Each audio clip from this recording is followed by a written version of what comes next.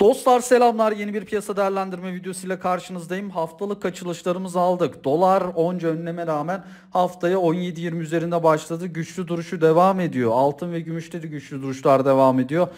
Borsa tarafında satışlar, kripto para tarafında ise ekstra satışlar var. Değerlendireceğiz. Şimdi başla dedim ki 20 yılın en büyük patlaması geliyor dedim.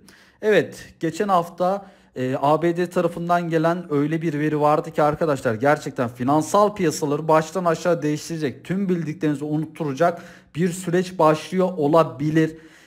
Hatta bununla ilgili fiyat hareketleri de oluşmaya başladı. Az sonra aktaracağım.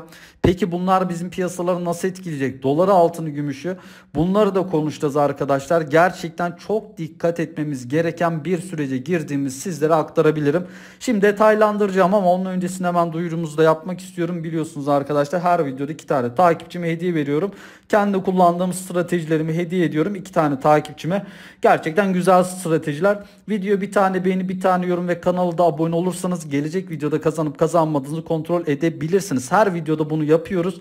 Bu bir hediye etkinliğidir. Katılmak gerçekten çok basit. Şimdi bana gelen sorular arasında işte konut fiyatları düşer mi? Buradan işte ev satılır mı? Yoksa ev alınır mı? Vesaire diye sorular geliyor.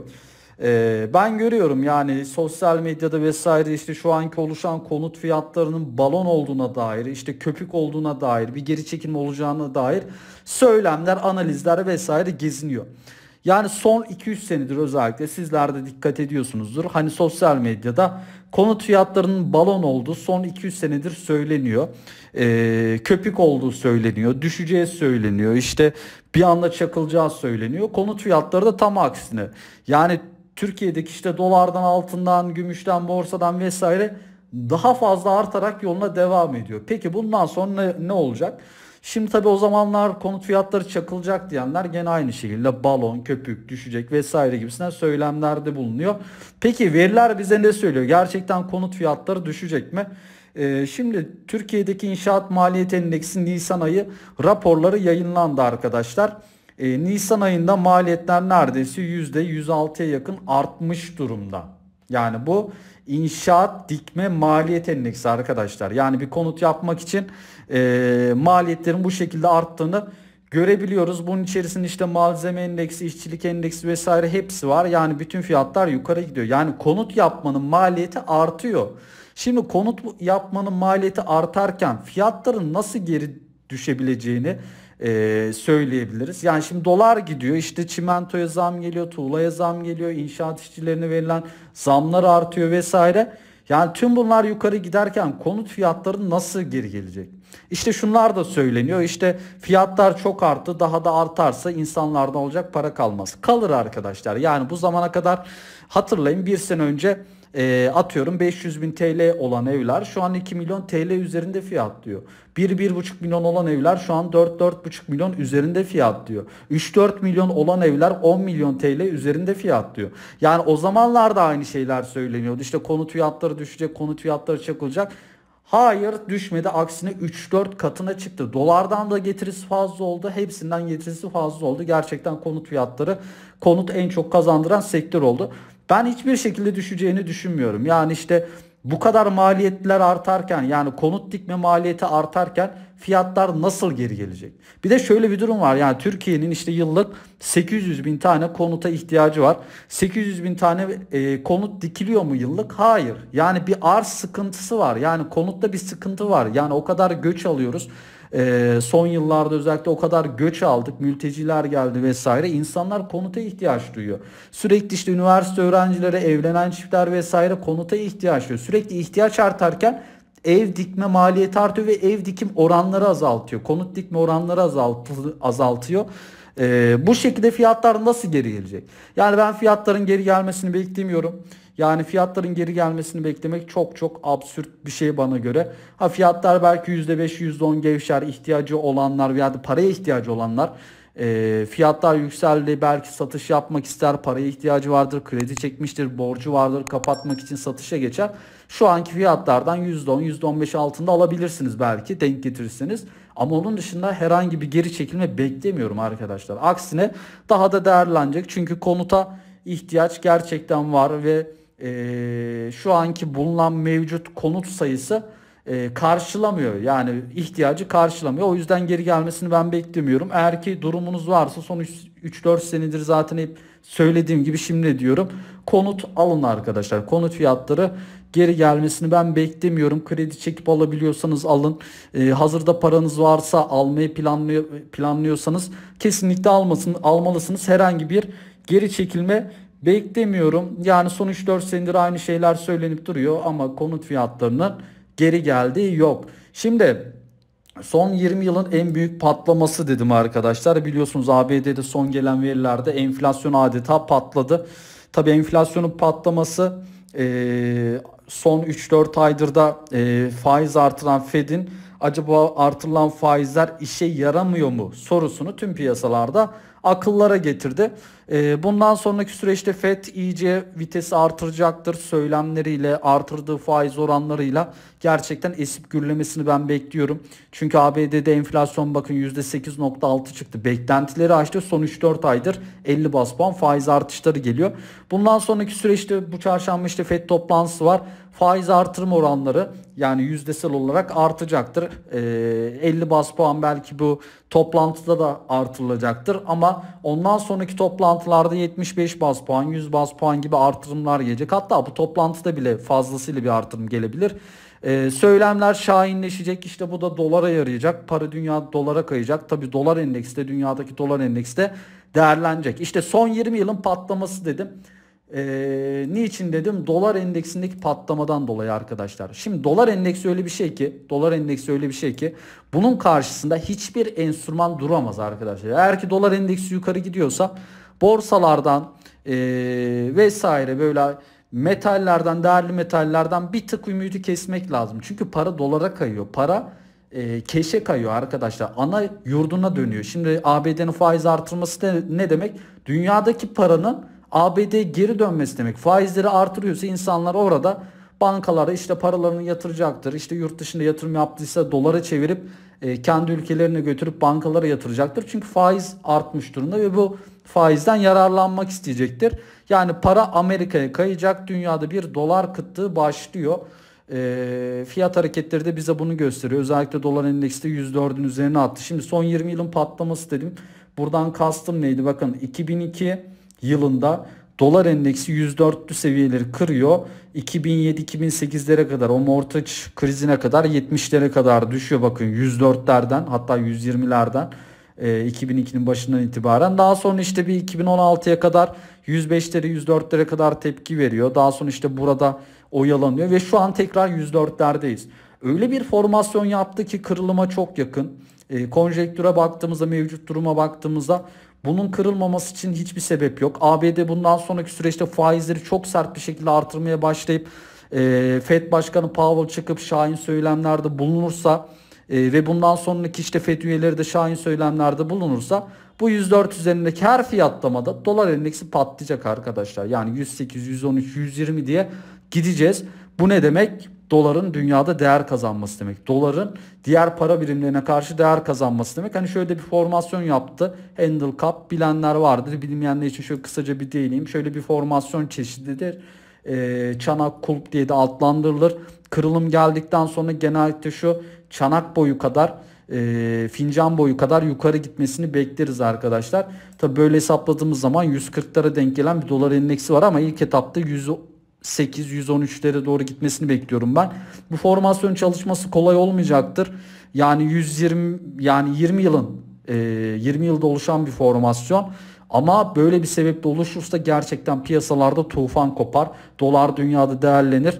İnsanlar da tabii elinde dolar bulunan bu süreçte birazcık daha rahat eder. Yani döviz bulunan veya da dolar cinsinden enstrümanlara yatırım yapanlar bu süreçte tabii kendini korumuş olur. Doların dünyada değerlenmesi demek, böyle bir sürecin başlaması demek maalesef bizim gibi Meksika pesosu, Brezilya reali, Rus rublesi, Türk lirası gibi para birimlerinin aşırı değer kaybetmesi demek. Böyle bir süreçte arkadaşlar dolar gerçekten bu sefer küresel olarak patlayabilir. O yüzden dikkat diyoruz.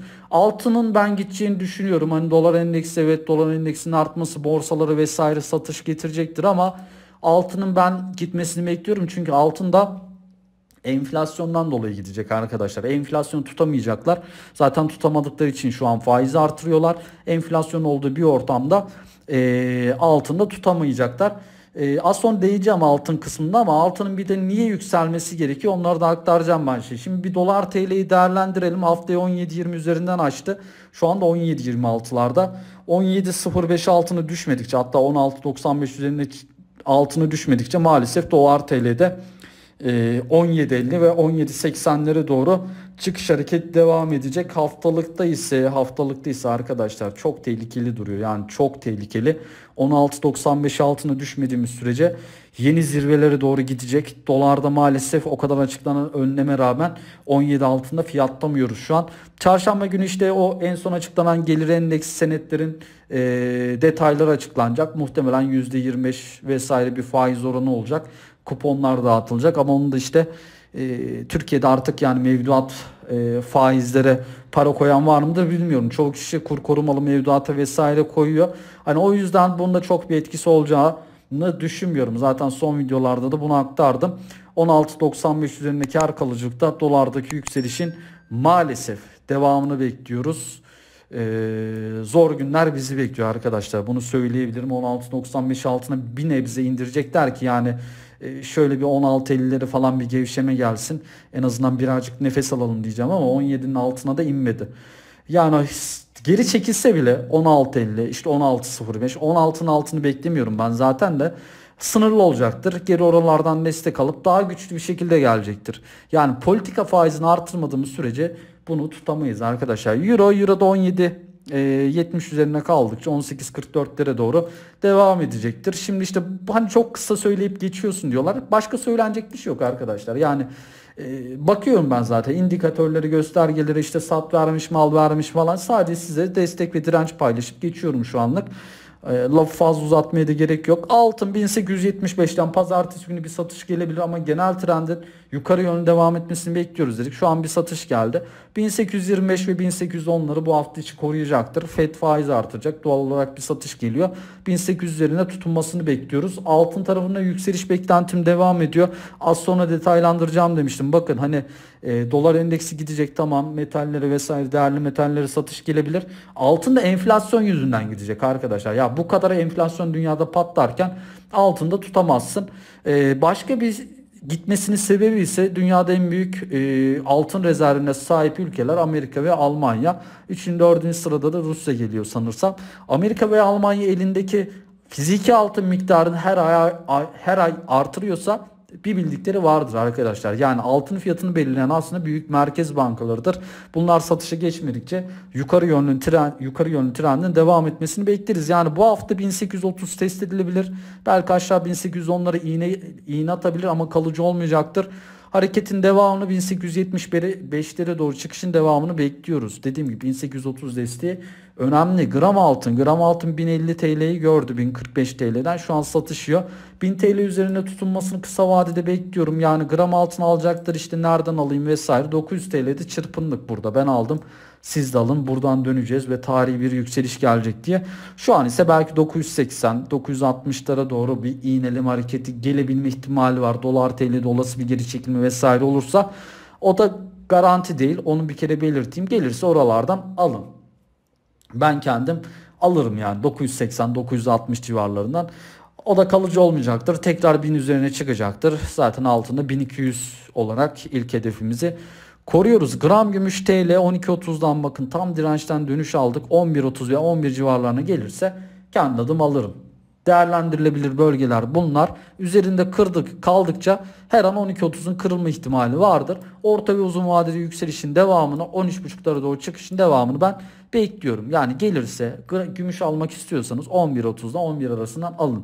Gümüşü ben orta ve uzun vadede beğeniyorum. Çıkışlarının geleceğini düşünüyorum.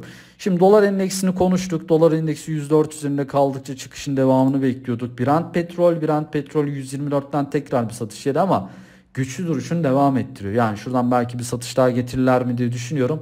125'te bir türlü geçemedi. Umarım gelir. Yani gelse bile hani 110-115 diye koruyacaktır ama en azından böyle birkaç gün daha benzine, motorine zam gelmez. Çünkü biliyorsunuz artık her gün neredeyse bir zam haberi duymaya başladık. En azından böyle birkaç gün rahatlarız. 125'i geçemedik de şöyle bir 110-115'e doğru bir gevşeme gelir umarım diye düşünüyorum. Ama yükselişler devam edecek. Petrolde de 125 direnci eninde sonuna geçilecek. 115 tarihi destek. 125 geçildiği anda 130 dolarlara doğru çıkışın devamını bekliyoruz. Borsayı konuşmak istiyorum. Şimdi borsa tabii Fed'in faiz artırma düşüncesiyle beraber bir tık satış yedi ama bu satışların geçici olduğu düşüncesindeyim. Yani belki bir 2460'lar tekrardan test edilebilir. Ama yükselişin devamını bekliyoruz arkadaşlar. Borsada bu da alım fırsatı olacaktır diye düşünüyorum. 3000'li seviyeler hedef. Benim kendi düşüncem, hedefim geri çekilmeler fırsat olarak görüyorum. Bitcoin'e değinmek istiyorum. Bitcoin'de tabii ekstra satışlar gelmeye başladı. Son videoda şunları dedim. Evet hani 33 bin dolarları bekliyoruz dedik. 35 bin dolarları bekliyoruz dedik. Ama son videoda da maalesef işte bu enflasyonun yüksek gelmesi, bu hafta Fed'in şahin bir söylemle konuşma yapacak olması, ardından çıkıp Fed üyelerinin piyasada esip gürleyecek olması kripto para tarafını olumsuz etkiliyor. Bir miktar daha etkileyebilir dedik. 24 bin desteğini çizmiştik. 26 bin 24 bin desteğini son videoda. Orası test edildi. Altında da fiyat diyor şu an. Hani Fed biraz rahatlatması lazım piyasaları. O da bu hafta mümkün görülmüyor. Kripto para piyasasına baskı devam edecek gibi duruyor. 24.500'lerini atarsa rahatlarız. En azından bir tık daha nefes alırız. 28.000 30.000'lere doğru. Şu an bunun altında kaldıkça böyle gevşeme süreci devam edecek. Tabii bu da Bitcoin'de yani bir yerden dönecek. Hani böyle düş sonsuza kadar düşmez. Bir desteğe gelecek, orada sağlam bir tutunacak. Bir de haber bekliyor. Onu söyleyeyim ben size. Bir haber bekliyor. Yani şu an destek ve dirençler gerçekten çatır çutur kırılıyor. Sebebi ise, daha doğrusu destekler kırılıyor. Sebebi ise beklenen haberlerin bir türlü gelmemesi. İşte şu Amerika'daki regülasyon haberi bir gelsin. Ondan sonra kripto para tarafı da rahatlayacaktır. Hani olumsuz haber gibi duruyor regülasyon ama özellikle şu Luna olayı mahvetti piyasayı. En azından şöyle bir ufak da olsa bir denetim mekanizmasının olması piyasalarda en azından insanların daha rahat yatırım yapmasını sağlayacaktır. O yüzden oradan gelecek haberler önemli. Apple'ın işte ya da Apple'ın Bitcoin alması vesaire de piyasaları tetikleyebilir. Bu tarz haberleri kovalayacağız. Bir desteğe gelince oradan döneceğiz. Şu anlık 24.506 kaldıkça olumsuz 22.000 dolar seviyeleri test edilebilir arkadaşlar. Şimdilik kripto para tarafı ile ilgili söyleyeceklerim de bu kadar. Sorularınızı vesaire yorumlara yazabilirsiniz. Hoşça kalın.